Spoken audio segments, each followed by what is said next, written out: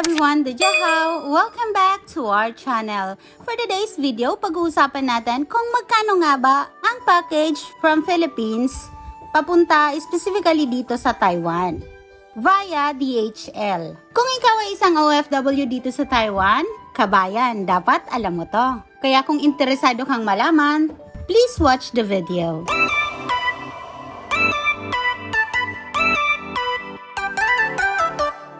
So dito sa Taiwan, mahirap ang availability ng mga gamot ng Pinas. So kung gusto mo talagang mag-take ng gamot from Pinas, so may choice naman tayo na pwede nating ipa-DHL or kung ano mang mga courier na pwede. Marami naman yan, iba-iba. So for today's video, DHL ang ating courier at syempre Pinas ang country of origin.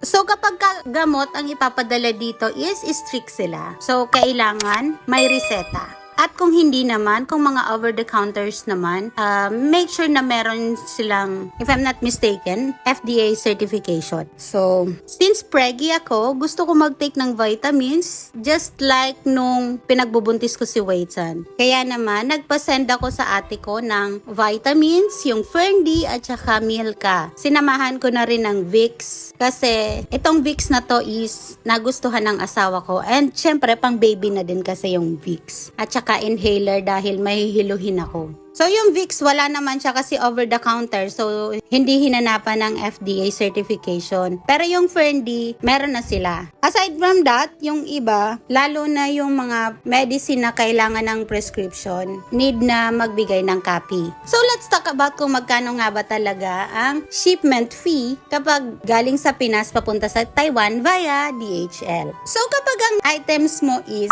less than or equal to 1 kilogram, nira-round off na po nila yan to 1 kilogram. So, mas maigi, saktong 1 kilogram or closer kasi yung bayad is parehas lang.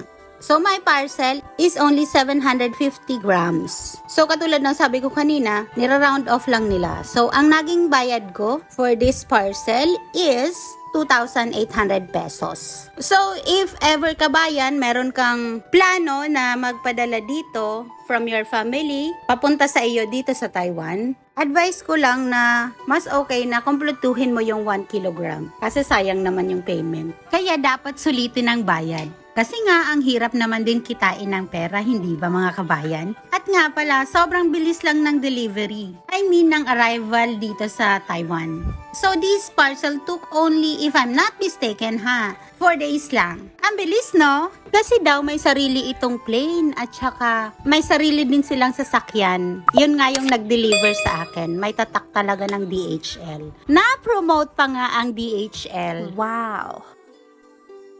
If you are new here on our channel, please don't forget to like, comment, share the video, and subscribe to our channel. That's all for today's video. Until next time, thanks for watching. Bye!